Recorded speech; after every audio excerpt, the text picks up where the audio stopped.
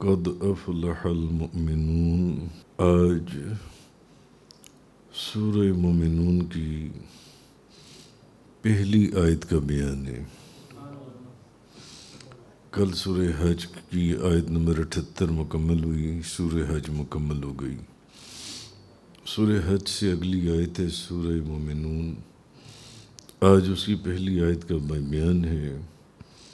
قد افلح المؤمنون، بے شک ایمان والوں نے فلاح حاصل کر لی۔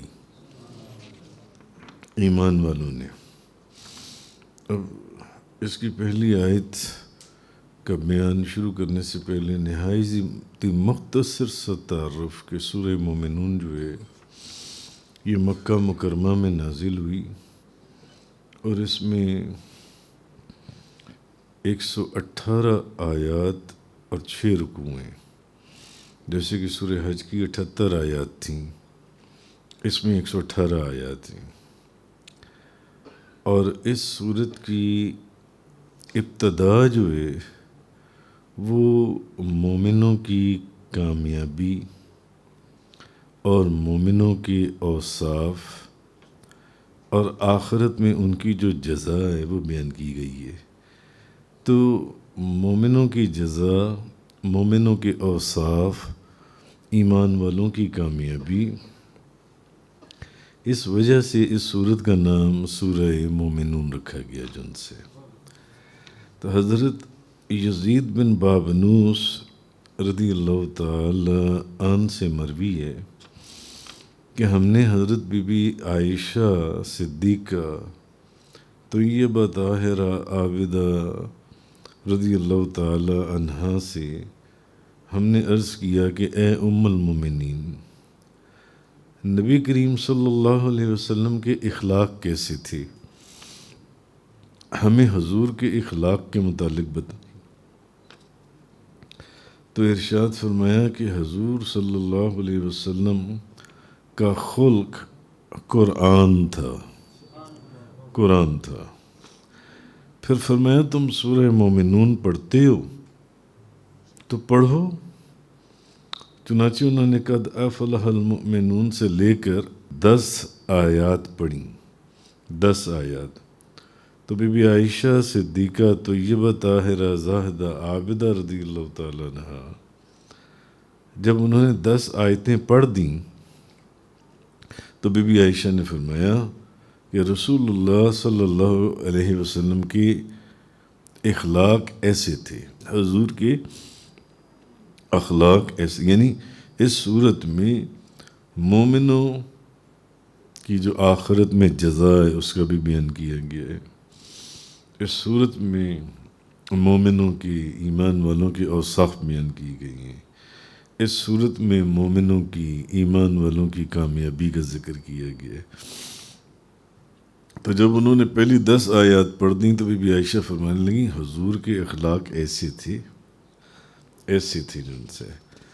تو اس صورت، یہ جون سی صورت ہے، اس صورت کے اندر اللہ کے وجود، اس کی وحدانیت اور اس کی قدرت پر انسان کی مختلف مراحل میں جو تخلیق ہے، پھر آسمانوں کو بغیر کسی مثال کے پیدا کرنے، پھر باغات، پھر نباتات کی نشو و نما کے لیے آسمان سے جو پانی نازل کیا گیا، تو انسانوں کے لیے اس صورت میں بھی جو منافع کے لیے جو جانور پیدا کیے گئے اور سامان کی نقل و حمل کے لیے اور سواری کے لیے جو کشتیوں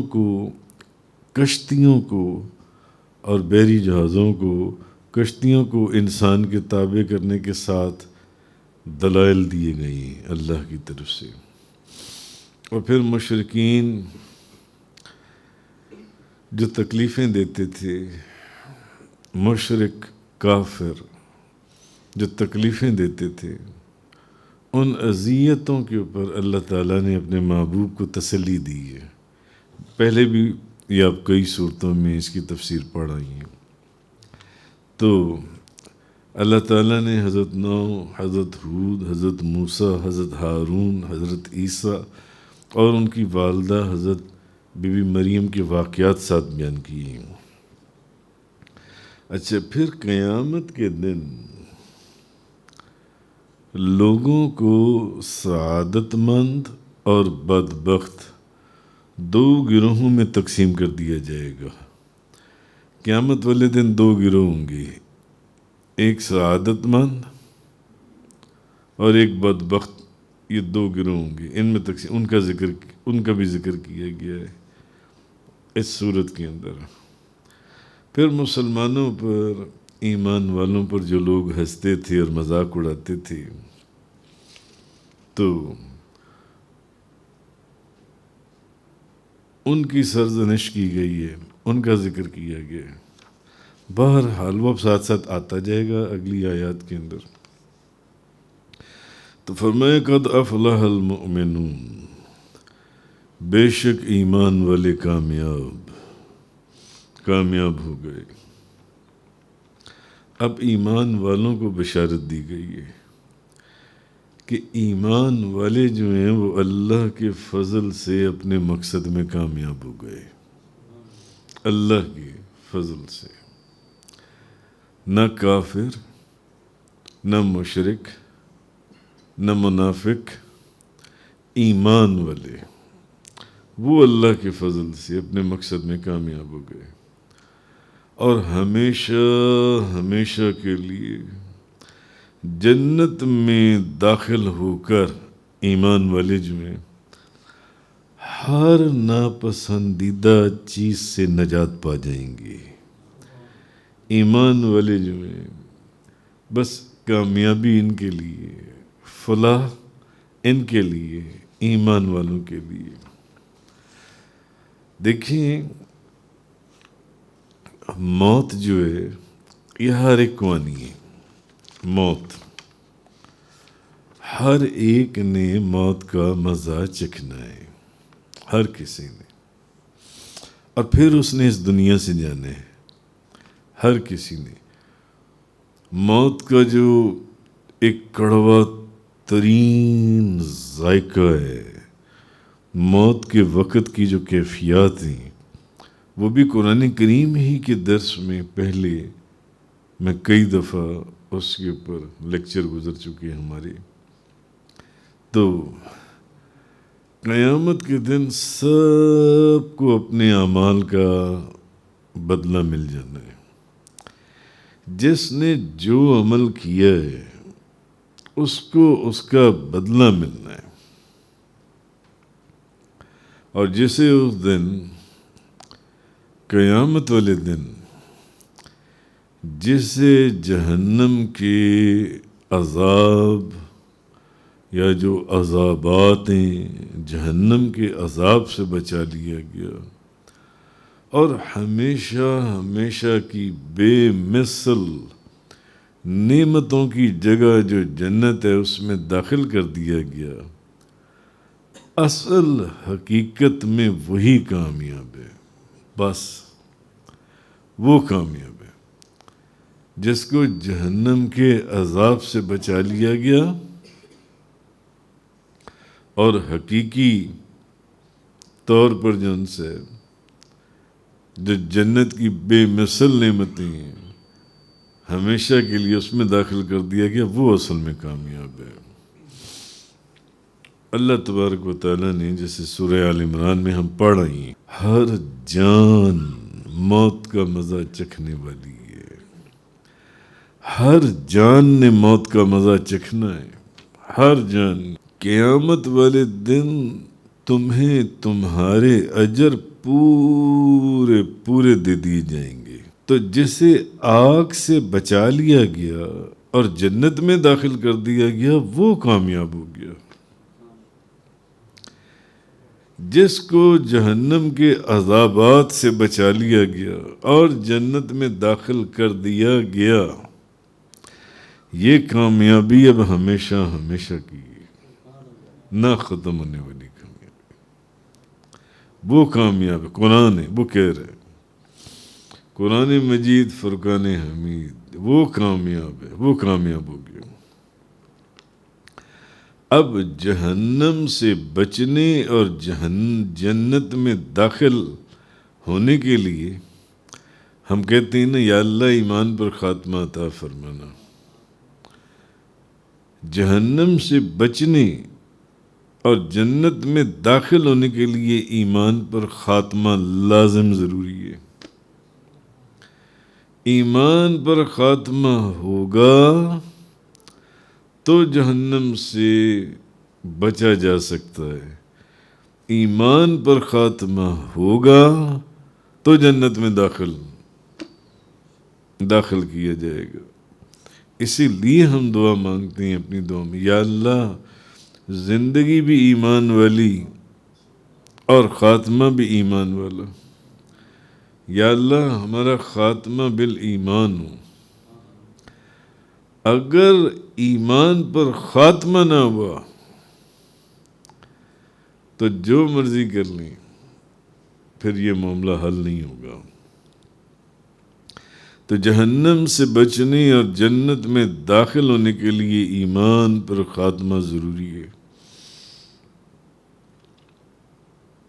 حضرت عبداللہ بن عمر سے روایت ہے کہ نبی پاک صلی اللہ علیہ وسلم نے فرمایا، جس شخص کو جہنم سے بچنا اور جنت میں داخل ہونا پسند ہو، حضور نے فرمایا جس شخص کو جہنم سے بچنا اور جنت میں داخل ہونا پسند ہو تو اسے موت ضرور اس حال میں آئے کہ وہ اللہ اور آخرت کے دن پر ایمان رکھتا ہو۔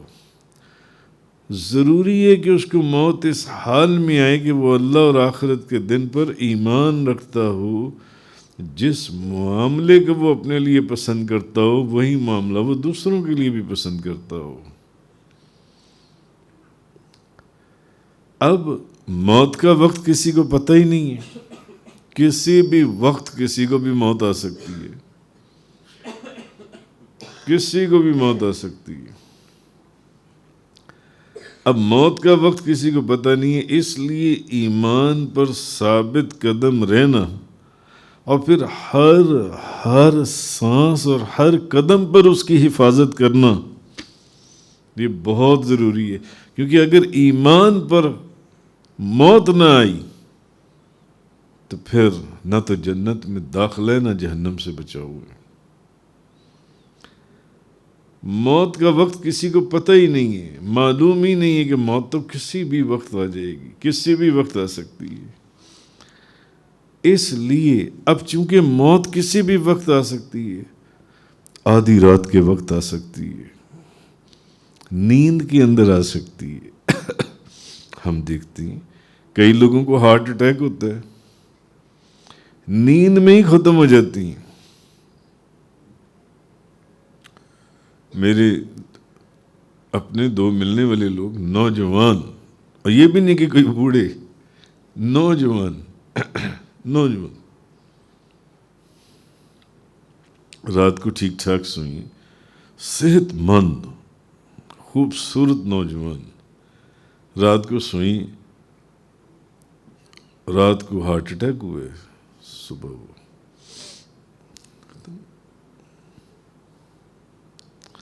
تو کہنے کا مقصد یہ کہ موت کا وقت کسی کو معلوم ہی نہیں ہے، آدھی رات کے وقت آ جائے، کسی بھی وقت آ جائے، موت کے وقت آ جائے۔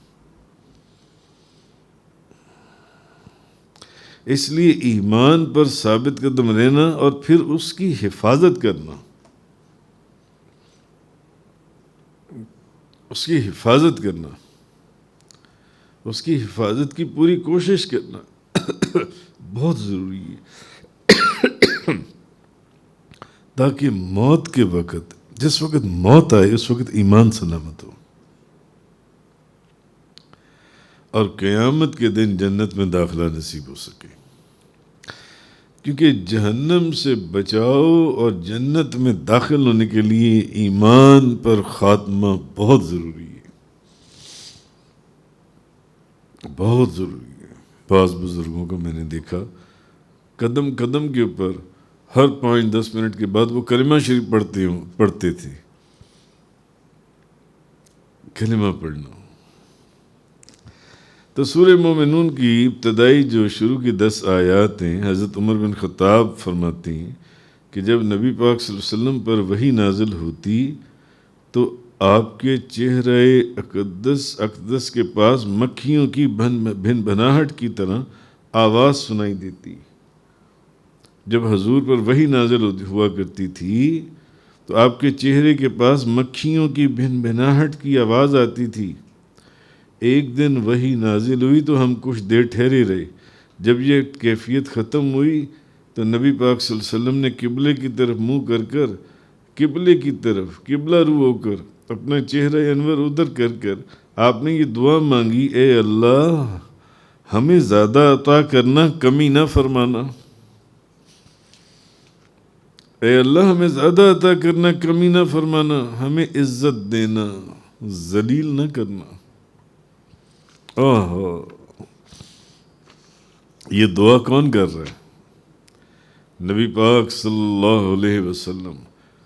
ہمیں عزت دینا، ذلیل نہ کرنا، ہمیں عطا فرمانا اور محروم نہ رکھنا. یا اللہ محروم نہ رکھنا، ہمیں چن لینا اور ہم پر کسی دوسرے کو نہ چننا. اے اللہ ہمیں راضی فرما اور ہم سے راضی ہو جا، تو ہم سے راضی ہو جا. پھر ارشاد فرمایا کہ میرے اوپر یہ 10 آیات نازل ہوئی ہیں، جس نے ان میں جو باتیں فرمائی گئی ہیں ان کو اپنا لیا وہ جنت میں داخل ہو جائے گا. ان 10 آیتوں میں یہ جو سورہ مومنون کی شروع کی 10 آیات ہیں، جو بندہ ان کے اوپر عمل کر لے گا، نبی کریم صلی اللہ علیہ وسلم نے فرمایا وہ جنت میں داخل ہو جائے گا، وہ جنت میں داخل ہو جائے گا. تو اب وہ جو چیزیں ہیں، وہ جو 10 باتیں، ان کا ذکر کل اگلی آیت سے شروع ہوگا. تو یہ وہ پہلی آیت تھی، قد افلح المؤمنون، بے شک ایمان والوں نے فلاح حاصل کر لی. وآخر دعوانا ان الحمدللہ رب العالمین. تفسیر قرآن کا یہ لیکچر انگلش میں سننے کے لیے براہ کرم ڈسکرپشن میں موجود لنک پر کلک کریں.